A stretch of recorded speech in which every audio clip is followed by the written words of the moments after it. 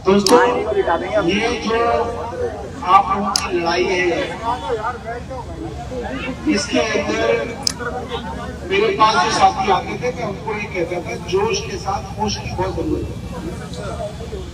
युवा जो होता है उसके अंदर जोश बहुत होता है, मगर कई बार क्या होता है कि उनको कोई भी बात कह दी जाए तो वो कहते हैं अच्छा अच्छा ऐसा है, ऐसा मत मानो, इनकी बात ही मत मानो।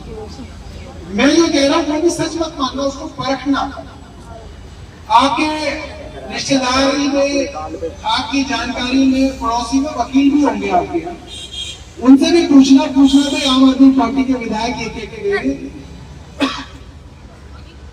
दिल्ली सरकार के मंत्री आए थे ये कह के गए, सही कह रहे, झूठ कह रहे, क्या है, उनसे समझना पहले, ठीक है। ये आप फुटबॉल की तरह हो गए, आप उधर जाते हो बीजेपी वालों के पास, वो कहते हैं आम आदमी पार्टी वालों ने किया, ठीक है जी। आम आदमी पार्टी वालों के पास जाते हो, वो कहते हैं बीजेपी वालों ने किया, ठीक है। और आप फुटबॉल की तरह ऐसे ऐसे ऐसे ऐसे घूम रहे, ऐसे घूम रहे जैसे गेस्ट टीचर घूम रहे थे। और मैंने गेस्ट टीचरों को भी ये समझाई थी बात, मैंने उनको कहा था तुम्हें ऐसे घुमाते रहेंगे, और ऐसे घूमने ना हो तो साधारण गांव की भाषा में आप समझ लो, वो कहे कि मैंने ऐसा कहा, वो कहे मैंने ऐसे कहा। आप आमने सामने कराता है गांव का आदमी, कहे भाई आमने सामने आ जाओ, तभी तो पता चलेगा पंचायत में, वरना वो अपनी कहेगा, ये अपनी कहेगा। तो मैं आपको कह रहा हूँ कि कोई बहुत ज्यादा इसके अंदर लिखत पढ़त की जरूरत नहीं है कि जी किस कागज में क्या लिखा है, कौन सी फाइल कहाँ जाएगी, कैसे जाएगी। आदेश हो जाएंगे तो फाइल अपने आप ही जाएगी, और आदेश नहीं होंगे तो फाइल ना फाइल जाएगी। बस आप ये चक्कर में रहोगे जी हमारी फाइल वहां है, हमारी फाइल वहां है, हमारी फाइल वहां है, आपकी फाइल कहीं ना है। मैं आपको बता रहा हूँ, क्योंकि जब तक आदेश नहीं होंगे वो फाइल ऐसे ही आपको बेवकूफ बना देगी। तो मैंने आपके लोगों को भी कहा था, दो पावर है दिल्ली के अंदर, एक भारतीय जनता पार्टी की केंद्र सरकार द्वारा नियुक्त किए हुए एलजी साहब है, विजय सक्सेना जी हैं, एक दिल्ली की जनता द्वारा चुनी गई आम आदमी पार्टी की सरकार, जिसके मुख्यमंत्री अरविंद केजरीवाल जी। यही दो पावर है, इसके अलावा कोई तीसरी पावर नहीं। अब एलजी साहब चुनाव नहीं लड़ते तो एलजी साहब के आगे आप लेट जाओ, कुछ ही कर लो, उन्हें क्या फर्क पड़ेगा? कोई फर्क पड़ेगा? ऐसे अफसर की तरह हो तो अफसर की तुम हाय कर लो, क्या होगा? उसको कहेगा कि मेरा क्या कर लो, मुझे वोट चाहिए ही नहीं उन्हें। एलजी को चुनाव लेना ही नहीं है तो आप लोगों की हाय से कोई फर्क नहीं पड़ेगा। मगर फर्क पड़ेगा भारतीय जनता पार्टी को और आम आदमी पार्टी को, क्योंकि इन दोनों को भी 4 महीने में चुनाव लड़ना है। 4-5 महीने में दोनों पार्टी को चुनाव लड़ना है और आप लोगों की वोट चाहिए। और ये बात मैंने एमपी इलेक्शन से पहले भी बोली थी। कई लड़के मेरे पास आते थे, मैं उन्हें कह रहा था आगे मेंबर ऑफ पार्लियामेंट का इलेक्शन है, 7 कैंडिडेट भारतीय जनता पार्टी के और 7 कैंडिडेट अपोजिशन के, इन सब के पास जाओ, 14 के 14 को एमपी साहब के पास लेके जाओ और देखो काम कैसे नहीं होता। वो बहुत बड़ा मौका था, वो आपसे चूक गया मौका, आप मानो इस बात को। और ये मौका भी अगर आप समझदारी से नहीं चलोगे तो ये भी चूक जाएगा। क्यों? वो कहेंगे अरे यार इलेक्शन हो जाने दो फिर देखेंगे, फिर कोई ना देखेगा, इलेक्शन में पहले ही देखेगा। और 10,000 लोग मतलब 10,000 परिवार है, अगर ये अपनी पे आ गए तो कोई भी सरकार बना सकते हैं, कोई भी सरकार गिरा सकते हैं।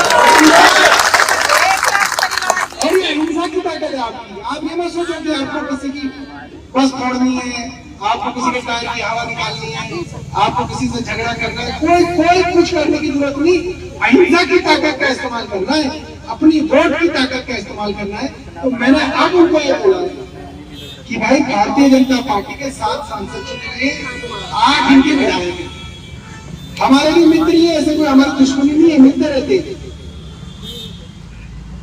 और 62 हमारे 2 चले गए, वो उनके 10 हो गए, हमारे 7 हो गए, ठीक है। अब 60 हमारे पास है, 8 उनके पास है, 2 आउट हो गए, वो डिस्क्वालीफाई हो गए। एक दिन आप तय करो, ऐसा मत सोचो कि आज हो गया अब मामला खत्म हो गया, ऐसा कुछ नहीं है। एक दिन तय करो, एकदम मत करो कि कल कर दो परसों कर दो, 3 हफ्ते लो, 2 हफ्ते लो, चाहे तो 1 महीना ले लो। प्रेस कॉन्फ्रेंस करके बताओ कि जी इस तारीख को एलजी साहब से समय मांगे, सारे आम आदमी पार्टी के विधायक, सारे मंत्री, सारे सांसद भारतीय जनता पार्टी के और सारे विधायक शांतिपूर्ण तरीके से एलजी साहब के दफ्तर में बैठेंगे। शांतिपूर्ण, कोई लड़ाई झगड़ा कोई ना, हमारी कोई जायदाद कोई ना बटनी है, कोई लड़ाई झगड़ा नहीं है। और आप भी एलजी साहब को चिट्ठी देके आओ कि जी इसका हमें फैसला करना है, मंत्री से जो करवाना है मंत्री से करवाएंगे, एलजी साहब से जो करवाना है एलजी साहब से करवाएंगे, दो ही तो है। उस मीटिंग में एलजी साहब कहने कि भाई ये चीज है जिसकी वजह से इनकी भर्ती नहीं हो रही, यहां तुम साइन कर दो, मैं वहां साइन कर दूंगा, आपके सामने कसम खा रहा हूं, एलजी साहब कहेंगे वहां साइन कर दूंगा। हमारे जो मंत्री भी हैं वो भी जहां कहेंगे कि भाई इनको दोबारा भर्ती करने के लिए यहाँ साइन करना है, हम वो साइन करके कागज पे वहीं पे हाथ से टाइप करने की जरूरत नहीं है, हाथ से लिख के उनको दे देंगे, इसके लिए हमें कोई दिक्कत नहीं। बशर्ते एलजी साहब जो है इसमें कहे कि भाई तुम ये लिख के दे दोगे, हम उनको भर्ती कर लेंगे, ये होना चाहिए आमने सामने। और फिर वो आदेश दे दे विभाग को कि भाई ये जो इनको लिखना था इन्होंने लिख के दे दिया, आदेश दे दे और वो आपकी भर्ती दोबारा वापस हो जाए, आप लोग दोबारा बहाल हो जाए। छोटा सा चीज है, बहुत ज्यादा लंबा चौड़ा नहीं है। अब क्या करना है, आपको एक ग्रुप बनाने अलग अलग, ठीक है भाई। जो भारतीय जनता पार्टी के समर्थक है वो भी आपके दुश्मन नहीं है, वो भी आपके दोस्त है, उनको प्यार से लेके आओ अपने पास, कहो भाई तुम्हारी ज्यादा जरूरत है हमें, उन्हें छोड़ो मत। जो भारतीय जनता पार्टी के समर्थक हैं, उनके नेताओं को जानते हैं, उनके साथ उनका कुछ कनेक्शन है, उनको लेके आओ, उनको कहो भाई ऐसा है अब हम 2 ग्रुप बना रहे हैं, एक बीजेपी के नेताओं को जाके इनविटेशन देंगे, इनविटेशन दो, बाकायदा वीडियो बनाओ और नेताजी की भी वीडियो बनाओ, नेताजी हम आपको बुला रहे हैं, आप आओगे, नेताजी बोलेंगे आएंगे, उस वीडियो को डालो अपने व्हाट्सएप ग्रुप में कि ये नेता आने के लिए तैयार हो गया, ये नेता आने के लिए तैयार हो गया। आम आदमी पार्टी वाले जो है आपके, वो आम आदमी पार्टी वाले विधायकों और मंत्रियों को पकड़े कि ये तैयार हो गया, ये तैयार हो गया, ये तैयार हो गया, शांति से इसको करो।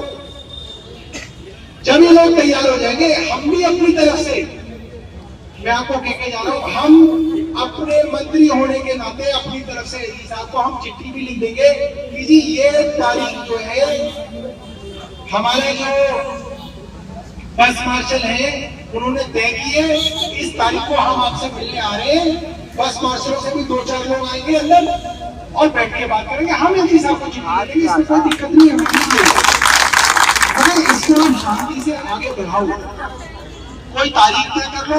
मैंने सुना था रामवीर बिधूड़ी जी आने वाले हैं 2 बजे, इसलिए मैंने कुलदीप भाई को बोला था मैं 2 बजे के करीब आऊंगा। खैर वो नहीं आए, कोई बात नहीं, हमारा कोई झगड़ा नहीं है, क्यों नहीं आए क्या नहीं है, कोई बात नहीं जी, एक बार और रखते हैं सब। मगर इस चीज को प्रेस कॉन्फ्रेंस करके बताओ कि जी ये तारीख रखी है, इस तारीख पे हमने भारतीय जनता पार्टी और आम आदमी पार्टी दोनों के नेताओं को बुलाया है और एलजी साहब के दफ्तर में जाएंगे। जब आप उसका इतना प्रचार कर दोगे ना, तो सब नेताओं को आना पड़ेगा, आना ही पड़ेगा, आने के अलावा कोई चारा नहीं रह जाएगा, मैं आपको बता रहा हूँ। मगर आपको इसको तय तरीके से करना पड़ेगा। वो आएंगे, उसके अंदर भी आपके 5-7 आदमी अंदर जाएं, बोलो जी यहाँ पे जो भी बातचीत हो रही है वीडियो बनाएंगे, हम वीडियो भी बुलाएंगे अंदर, कौन आदमी क्या कह रहा है, कौन आदमी साथ है, कौन आदमी खिलाफ है। उस दबाव में मैं आपको बता रहा हूँ, जितनी राजनीति मैंने देखी है, ऐसा दबाव आप बना दोगे तो क्या है जी, क्या कोई मंत्री आपकी नौकरी 100% क्योंकि कोई ऐसा गैर कानूनी तरीके से कोई ना, इतने महीनों से सालों से जो है आपको नौकरी भी मिली हुई थी, आपको तनख्वाह भी मिल रही थी, सब कुछ ठीक चल रहा था, और आज डीटीसी की बसों में मार्शलों की जरूरत है। ये बात कहना कि जी सीसीटीवी लगे तो मार्शल की जरूरत नहीं है, गलत है।